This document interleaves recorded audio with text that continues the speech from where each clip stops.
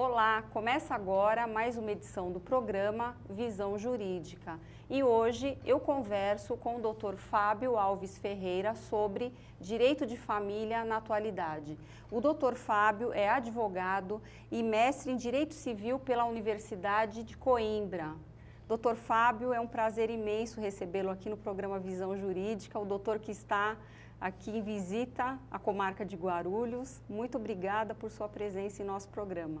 Eu que agradeço, o convite de vocês, agradeço a todos vocês que estão nos ouvindo em casa e é uma grande satisfação estar aqui no programa da OAB, sobretudo apresentado pela colega que tem feito um trabalho muito importante para a comunidade, levando a informação.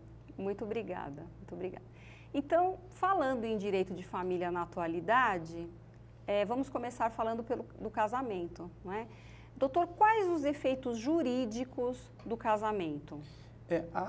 A pessoa, no momento em que ela casa, ela vai ter dois grandes efeitos, vamos dizer assim, os efeitos pessoais, que nós chamamos de pessoais, e efeitos patrimoniais. Os pessoais estão ligados aos deveres conjugais, fidelidade, coabitação, respeito, que nesse sentido, inclusive, a Lei Maria da Penha veio muito forte para proibir e coibir a violência doméstica, exigindo ainda mais, firmando a posição do dever de respeito que um cônjuge deve ter para o outro. E nos efeitos patrimoniais, a parte de alimentos, manutenção da casa, manutenção da família e bens. A divisão patrimonial do casal, do que é constituído ao longo do casamento, de acordo com o regime de bens, sendo que o principal é o da comunhão parcial de bens. Ok. E com relação a esses efeitos jurídicos, a esses deveres, na verdade, o que pode acontecer quando um dos cônjuges descumpre? Existe alguma sanção específica? Na parte do direito de família, de um modo geral, o nosso sistema tem abandonado a questão da culpa pelo divórcio ou para determinar o divórcio. Já não se discute mais culpa pela ideia da afetividade. A partir do momento que um já não gosta mais do outro, não quer manter o casamento, pode pedir a dissolução. Agora, é claro, se for uma dissolução traumática, se for uma dissolução baseada, entre aspas, em uma culpa, por uma infidelidade, por uma violação da Lei Maria da Penha, como uma violência doméstica, uma agressão física ou mesmo moral ou psíquica, pode isso ocasionar uma ação de indenização por danos morais. Nossa, que interessante. Isso interessa muito ao nosso telespectador, Porque muitas coisas mudaram, e foram incorporadas na jurisprudência. Exatamente. O que acontece? A partir do momento que houve o abandono da culpa para o divórcio, para se determinar o divórcio, ficou um pouco sem sentido essa ideia da culpa. E a gente percebeu socialmente um crescimento da infidelidade, sobretudo da violência doméstica, que não é só física, ela também é emocional. Muito. Sobretudo para a mulher, que o afetivo ainda é mais relevante. Tem uma ideia de que a mulher casa por causa de dinheiro, que o homem casa por causa de amor, a mulher casa por causa de dinheiro. Isso não é verdade. As mulheres, elas têm um apego sentimental, uma preocupação com a família, e a gente percebe isso no dia a dia, muito grande. Então, quando essa afetividade dela é atingida, isso pode, inclusive, ocasionar para ela, em muitos casos, uma depressão, que pode gerar o fim do casamento ou mesmo, às vezes, ela se colocando numa posição de inferioridade perante o casal e que vai gerar, consequentemente, a violência doméstica, porque no momento em que ela não aceita mais essa inferioridade, ela começa a cobrar que o marido termine com a amante, que o marido não traia mais, que o marido a respeite, isso acaba, às vezes, levando ao conflito da violência doméstica e aí, consequentemente, era necessário que o legislador realmente, que o direito, ele intervisse aqui na família para proteger o hipossuficiente, que na maioria dos casos, infelizmente, ainda é a mulher que fica numa situação de inferioridade. E aí veio a Lei Maria da Penha exatamente com essa intenção, proteger no sentido dela não sofrer a violência e, ao mesmo tempo, impor obrigação daquele cônjuge que traiu, daquele cônjuge que praticou a violência, de indenizar a vítima dessa situação. E realmente, a questão emocional, ela deixa marcas para o resto da vida, muitas marcas. E a mulher, ela acaba tendo um desequilíbrio emocional, muitas vezes, com aquelas cobranças intensas, acaba gerando realmente a violência por parte do homem. Do homem. O emocional, a gente percebe assim, quando a gente vai para a estrutura, né, de familiar como um todo, sobretudo da nossa cultura, da cultura brasileira, a mulher, ela busca no seu companheiro, sobretudo, muito uma segurança. E é uma segurança que é, sobretudo, como você bem falou, emocional. É uma segurança realmente efetiva em relação a ela e em relação aos filhos.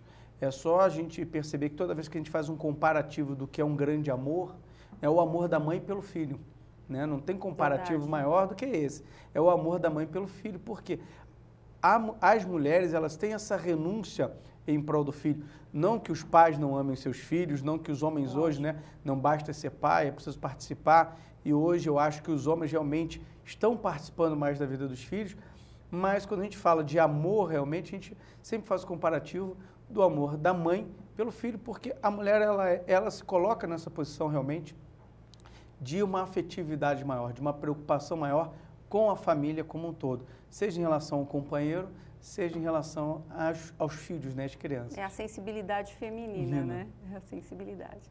Doutor, existe diferença, ou melhor, qual a diferença, nós sabemos que existe, né? A diferença entre vínculo conjugal e sociedade conjugal.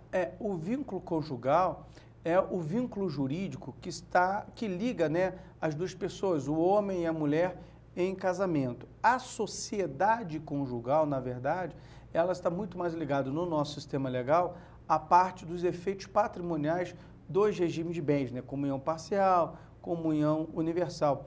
Muitas vezes essa sociedade conjugal ela já se extinguiu, como é o caso da separação de fato, que hoje já não vai mais gerar os efeitos, ou da antiga separação judicial, que a pessoa é separada judicialmente, mas o vínculo conjugal ainda se mantém.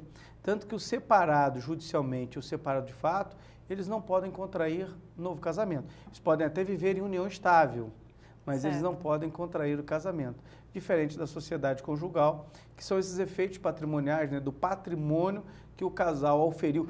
E aí é um detalhe muito importante, porque às vezes as pessoas, quando falam em patrimônio, acham que é só o patrimônio positivo, o dinheiro.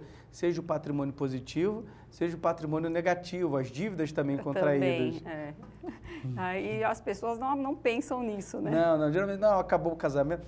Muitos casamentos, às vezes, terminam pelo endividamento, então fica, acabou o casamento, a gente está ficando sem dinheiro, estávamos brigando muito. Mas se foi durante o casamento a dívida, e a dívida foi em prol da unidade familiar, não foi uma dívida pessoal, em prol da unidade familiar, o melhor é buscar realmente um acordo, resolver a questão da dissolução, fazer o divórcio, porque há o risco do patrimônio de ambos virem a responder pelas dívidas de um, desde que contraída durante a sociedade conjugal, é claro, e demonstrado que foi em prol da economia doméstica. Okay. E com essa emenda constitucional, né, 66, quais foram as principais mudanças? Nós podemos dizer assim, a mudança realmente cerne da emenda constitucional 66 foi em relação a tirar a necessidade de eu estar separado, judicialmente ou de fato, para pedir o divórcio. Porque o que se via? A pessoa hoje, baseado na ideia da afetividade, terminava o seu casamento e ia viver com outra pessoa. Depois de 1, 2 anos, ambos ex-cônjuges já estavam vivendo com outras pessoas, constituindo novas famílias. Aí entrava com a separação. Aí depois que entrava com a separação, é que ia ter que esperar um tempo para entrar com o divórcio. O que o legislador percebeu? Olha, não adianta a gente ficar falando de separação, porque a separação era para retornar ao casamento, se houvesse a possibilidade de conciliação. Os casamentos não vão mais voltar, porque efetivamente as pessoas estão se separando, rompendo os vínculos afetivos, que é a principal base do casamento hoje, da unidade familiar, e indo constituir novas famílias. Então vamos acabar com essa necessidade da separação e vamos estabelecer diretamente o divórcio. Então a primeira mudança foi essa, foi permitir que as pessoas diretamente estabelecessem o divórcio. A segunda mudança ligada a isso foi exatamente a possibilidade de se fazer o divórcio em cartório. Para facilitar as coisas, né? Porque as pessoas quando se separam, na verdade, já sabem o que elas querem, né? Sim, já houve um pensamento. Antigamente, as pessoas tinham mais dificuldade, uma aceitação social, as pessoas não aceitavam, sobretudo, novamente, a mulher, né? Só a gente pensar hoje, O homem, se ele tem a esposa e se ele tem amante, o homem, ele tem amante. A sociedade até fala, dá uma meia crítica. Se a mulher que tem um amante fora do casamento, nossa, essa mulher... A mulher é a parte ainda, infelizmente, né, isso tem melhorado muito, felizmente tem melhorado muito. As mulheres têm conquistado seu espaço, que sempre foi merecido, mas ainda há uma certa discriminação com a mulher. E com essa mudança social e esse fim dessa cobrança, essa pressão sobre a mulher, que veio reconhecer o direito dela divorciar, dela buscar ser feliz, dela buscar um novo companheiro, facilitou-se para se chegar ao divórcio, permitir o divórcio direto. Agora, tecnicamente falando, alguns juristas entendem que com essa mudança extinguiu-se o Instituto da Separação. Na sua opinião, ainda existe separação? Eu acho assim, nós temos que avaliar a questão processual do direito material. Primeiro, a separação de fato continua existindo, que é simplesmente o fato de sair de casa. O que eu vejo que não existe mais é a necessidade de eu estar separado para fazer o divórcio. Eu posso optar pelo divórcio. Mas vamos para uma situação. A gente vai para uma situação do casal que eles não estão certos se querem ou não separar, se querem ou não pôr fim ao casamento. Por que eu não poderia usar a separação judicial como um lapso de suspensão do casamento, como era e como é o efeito da separação? E suspendendo o casamento em dado momento, não, a gente quer reconciliar e retornar ao casamento. Então, me parece que não existe mais a necessidade de eu separar para entrar com o divórcio, mas simplesmente pensar que a separação acabou de todo, me parece um outro extremo. Porque eu posso ter casos em que as pessoas querem uma suspensão do casamento para pensarem, para refletirem, mas não querem necessariamente ou ainda não estão convictas da extinção do vínculo conjugal. O que está acontecendo na prática é que as pessoas, nesses casos, não entram com o divórcio e acabam ficando separadas de fato. O único ruim disso é que ficam separados de fato e retornam, esse período da separação de fato é como se não existisse. Então, todas as dívidas contraídas por um ou todos os bens contraídos por um se comunicam. Enquanto que se eu permito a separação judicial, pelo menos nesse prazo de separação judicial, antes de retornar ao casamento, não houve essa comunicabilidade patrimonial, que tem que ser muito mais uma escolha dos cônjuges, se querem ou não unir esse patrimônio positivo ou negativo, do que propriamente uma situação deixada a critério da interpretação jurídica em razão da gente simplesmente afastar a separação como um todo. Sim. Então, a gente tem que analisar pelo aspecto processual. Pelo aspecto processual, eu vejo que não há mais necessidade da separação, sem dúvida nenhuma. Mas simplesmente falar no aspecto material dos efeitos, que eu não possa ter separação judicial, porque de fato é certo, existe, que eu não possa ter separação judicial, talvez seja um pouco prematuro diante dessa possibilidade do casal vir a se reconciliar. Porque para alguns casais é o que resolve, né, no momento. Porque eu tenho uma colega que ela foi distribuir uma separação e foi impedida no distribuidor, na época, né, quando ainda não havia o peticionamento eletrônico. E aí ela ficou indignada, porque ela achou um absurdo, né? E justamente por esse posicionamento, porque é o que resolve muitas vezes. Né? Até porque, assim, o casal às vezes ele quer dar um tempo, né, vamos dizer bem popularmente, ele quer dar um tempo, mas não quer por fim. Eu vou contar um caso. Tivemos uma situação em que resolveram se separar, resolveram divorciar. Esse casal simplesmente se separou e se divorciou por 4 vezes e aí tiveram que voltar a casar. Isso com base na lei antiga. Base na lei nova, vamos imaginar que fosse só divórcio. Eles não teriam feito 4 casamentos, teriam feito o 5º. Porque da última vez, quando foram converter em divórcio, o juiz falou, calma aí, eu estou vendo o histórico de vocês. Vocês vão querer realmente converter em divórcio ou vocês vão voltar? E eles no final falaram, nós vamos voltar. Porque o nosso problema é que a gente não consegue viver totalmente juntos e não conseguimos viver totalmente separados. Então, no final, eles venderam a casa deles, compraram 2 apartamentos, um de frente para o outro, e quando eles brigam, estão juntos até hoje. Quando eles brigam, um muda para o apartamento da frente. Ah, melhor solução. E aí, até lá tem um básico, no apartamento da frente só tem o básico. Muda para o apartamento da frente, ficam lá uma semana sem se falar e voltam. Ou seja, são pessoas que se gostam, namoravam desde os 15 anos, ficaram noivos, casaram, estão juntos até hoje, estão fazendo 28 anos juntos, não conseguem viver separados, mas não conseguem viver totalmente juntos. Se eu parto para a ideia do divórcio em uma situação dessa, eles vão ter que casar o quê? Mais 5, mais 6, mais 7? Então, às vezes, a separação judicial, nesse caso, resolve. Porque a afetividade deles não acabou, a afetividade continua com eles. E, às vezes, o buscar a separação também é muito mais, o divórcio é muito mais até por uma coisa, às vezes, do modismo da cultura de novela. Não, lá na novela se divorciaram, eu também vou me divorciar. Ao invés das pessoas pararem para pensar, mas é isso realmente que eu quero? Essa é a minha vida? E os meus filhos? E o amor que a gente tinha, será que esse amor simplesmente ele se acabou? Ou simplesmente houve um desgaste que a gente precisa recuperar? Né? Quando a gente tem uma joia que a gente gosta, a gente vai recuperar essa joia, a gente, né, leva para dar um brilho, um lustre. E às vezes o casamento também é isso. O casamento e a relação, ela precisa que a gente dê esse brilho, que a gente tenha esse cuidado, para sempre estar reavivando o amor que sempre esteve ali presente. Né? Claro que existe casamento sem o amor, existe. Mas existe também, né, o amor em muito deles. Não é o caso de namorar para casar, mas casar para namorar a vida toda, né? Exatamente. É isso que todos os casais deviam pensar, não é? Exatamente. E aí essa seria uma ótima solução, 2 apartamentos, não é? 2 apartamentos de frente para o outro. Isso. Resolve. O dia que um estiver mais indignado, pronto, foi para o apartamento da frente. Mesmo porque uma separação, quando existem filhos, aí tem uma série de outras consequências e problemas emocionais, né? Quando envolve criança, é uma situação ainda que precisa de muito mais cuidado. Seja em relação da família, e aí quando eu falo da família, eu estendo aqui uma família mais ampla, né? Os avós, os tios, porque o fato de você falar mal de um ou do outro já vai atingir ainda mais a criança, vai atingir ainda mais o menor, e seja em relação aos próprios profissionais envolvidos, juiz, promotor, defensor, advogado. Porque você tem que orientar, muitas vezes até brigar com o seu cliente, falar, olha, não dessa maneira eu não vou te advogar para você, porque você vai acabar atingindo o seu filho, você vai acabar atingindo a sua filha. A gente precisa ter essa preocupação quando a gente fala do direito de família com o ser, em todas as áreas, mas principalmente no direito de família, com o ser humano.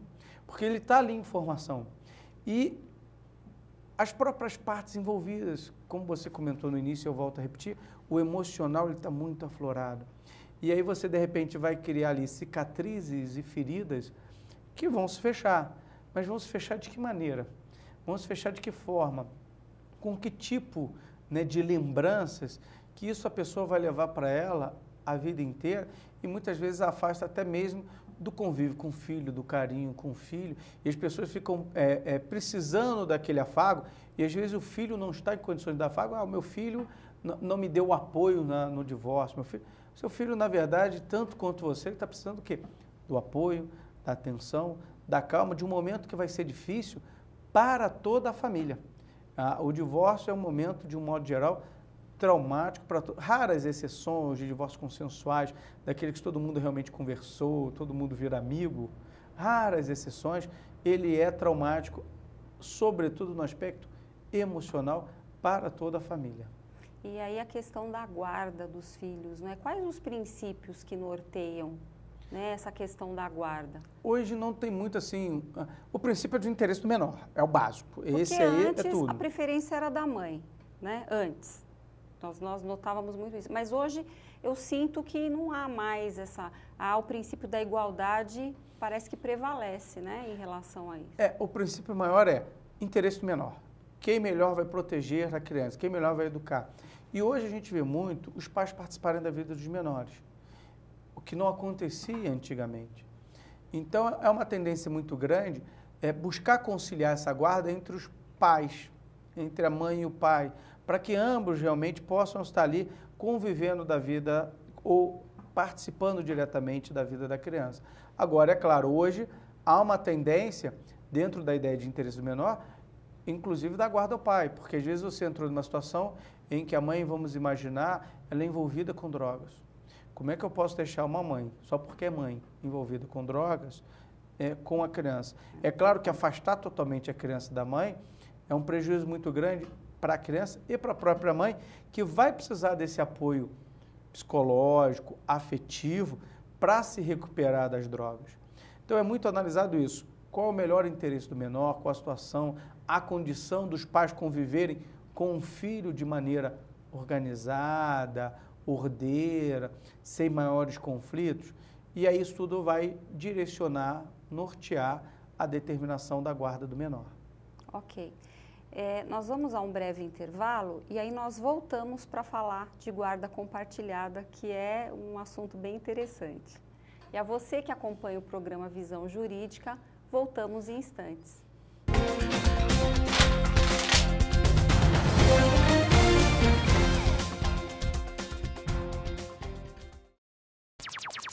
Seja você também um bombeiro formado pela Fare Rescue. Entre no nosso site ou ligue para o telefone 3106-5139. Você também pode ser um bombeiro profissional civil, formado pela Fare Rescue Bombeiros. A Fare Rescue vem formando bombeiro desde 1999 na capital. Faça sua inscrição e seja um bombeiro trabalhando no combate e na prevenção. Seja você um bombeiro profissional qualificado e trabalhe também na área pública como bombeiro profissional civil.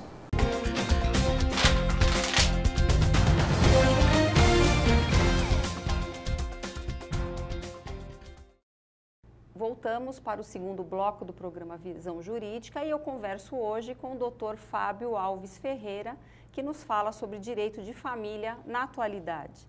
Dr. Fábio, então, nós falávamos no primeiro bloco sobre a questão da guarda, não é? E a guarda compartilhada. O que é a guarda compartilhada? A guarda compartilhada é manter a criança sob a autoridade de ambos os pais. Porque eu posso ter a guarda para um dos pais e o outro com visitação controlada ou visitação livre. Mas quem direciona a vida da criança, escola, plano de saúde, decide realmente a vida da criança é quem tem a guarda. A guarda compartilhada é manter essa responsabilidade sobre ambos os pais, porém, é claro, a posse de fato, aonde a criança vai ficar, na casa de quem, geralmente é com um, sendo que o outro tem toda a liberdade de visitação e convívio com o menor. E, na sua opinião, é um instituto benéfico para a criança? Eu acredito que boa parte das famílias brasileiras vivem em guarda compartilhada. Porque como não tem conflito e ambos os pais já respondem pela vida das crianças, quando eles se separam, sobretudo de fato, acabam fazendo o quê? A criança fica na casa da mãe, a criança fica na casa do pai, ambos administram a vida das crianças. Então, eu acredito que foi um instituto apenas que reconhece aquilo que na maioria dos casos acontece. Já existia, né? Já existia. Acho que é super benéfico, saudável para o menor. Eu acho que dá muito certo quando os pais se dão bem, né? E para a criança, realmente, pode ser benéfico nessa situação. Numa situação de guarda unilateral, que já seria a próxima pergunta, né? O que acontece quando aquele que detém a guarda, ele impede o outro, o visitante, de exercer o seu direito-dever? É muito perigoso essa ideia de usar o filho ainda como instrumento no divórcio, na separação ou pós-divórcio. Vou falar com o nosso filho para não ir para sua casa, meu filho não quer ficar com você. Falar mal é a chamada alienação parental. Isso destrói o psicológico do seu filho, isso destrói a autoconfiança do seu filho e mais, pode, em sendo constatado, fazer com que você perca inclusive a guarda. E muitas vezes gerando, se é quem visita que pratica a alienação parental, passe a ter visita controlada. Porque é destruir a imagem do outro para o filho. A briga foi entre o casal. Infelizmente brigaram. Eu não posso transportar isso para a vida emocional do filho, porque isso é destruir a imagem, a autoconfiança, a estima do menor, seja em relação à mãe, seja em relação ao pai, seja em relação a outros parentes, aos avós, por exemplo. A ideia é manter e crescer com o ser humano o mais saudável possível, o mais feliz possível. Porque no final o que nós buscamos em sociedade é a felicidade. E aí imagina, quando eu agrido o meu cônjuge, o meu ex-cônjuge, o pai ou a mãe, perante a criança, na verdade, eu estou agredindo a criança. Eu estou agredindo o psicológico, o emocional desse menor. Tem que pensar realmente na criança em primeiro lugar, né? Porque ela vai levar isso para o resto da vida e são consequências muito graves, não é? E falando em guarda ainda, quem é que pode exercer essa guarda, além dos pais? Os avós podem exercer essa guarda e, em um caso muito extremo, até mesmo outros parentes, como, por exemplo, tios, né, um primo, ou até mesmo um irmão mais velho, que já tem condições econômicas de cuidar do irmão. É plenamente possível, porque a gente vai entrar exatamente na linha do princípio que já falamos aqui, do interesse do menor. qual é o melhor interesse do menor. Não é porque tem mais dinheiro ou menos dinheiro, não é uma questão econômica, é uma questão realmente de convívio social, de condições de vida, de crescimento saudável, seja em relação à sua saúde mental, à sua saúde física, à sua estrutura educacional. E tem uma figura, a figura do pai socioafetivo, não é também? Isso, ainda há situações do pai socioafetivo que pode vir a gerar o reconhecimento da paternidade legal e até mesmo, né, a questão relativa a uma guarda, uma tutela. Imagine uma situação que o pai mora fora do Brasil, nunca teve contato com a criança, a mãe se casou novamente no Brasil e aí aquele pai criou aquela criança desde cedo, embora juridicamente não seja o pai. Essa criança pode vir reconhecer a ideia da paternidade socioafetiva e no caso até mesmo do falecimento da mãe, esse pai, que não é o biológico, vir a reclamar a guarda da criança em relação ao pai que nunca teve o contato, nunca teve o acesso à criança, não participou dessa vida da criança. Pai é aquele que cria, não é verdade? Pai é o que cria. E o amor é o contato, o convívio, não é? Essas questões o carinho, de família. É o carinho, é a afetividade, é o amor. Quando a gente fala em constituir família, a gente pensa o seguinte, nossa, eu um dia quero casar, é esse o sonho. Eu um dia quero casar, eu um dia quero ter meus filhos. E você pensa no sentido seguinte, eu quero ser feliz. Eu quero ser feliz. Não é um grande a família não é um grande par de diversão, é um ato de muita responsabilidade, uma instituição de muita renúncia por parte de todos, mas ainda assim é um lugar que você procura o quê? A felicidade. Quando você pensa em família, você pensa em feliz. Quando você pensa em casar, quando a gente pensa em casamento, a gente pensa nas megas festas de casamento, com príncipes e princesas encantados. Por quê? A gente ali transporta a ideia de felicidade. Sonho, né? Afinal, ninguém casa para se separar, não é verdade? Não. Doutor Fábio, olha, muito obrigada por sua participação em nosso programa, abrilhantou aqui a nossa tarde, muito obrigada mesmo e está convidado para retornar mais vezes quando vier a Guarulhos, não é? E um abraço aos colegas lá de Petrópolis. Eu que agradeço o convite de vocês, agradeço vocês que estavam nos ouvindo e fico aí à disposição, sempre que possível, para poder estar aqui com vocês, que é muito gratificante ter essa oportunidade aqui de dividir esses pensamentos com vocês. Muito obrigada mesmo. E a você que acompanhou o programa Visão Jurídica, aguardo você na próxima semana. Visão Jurídica, atualidade, informação e conhecimento aqui na TV Guarulhos.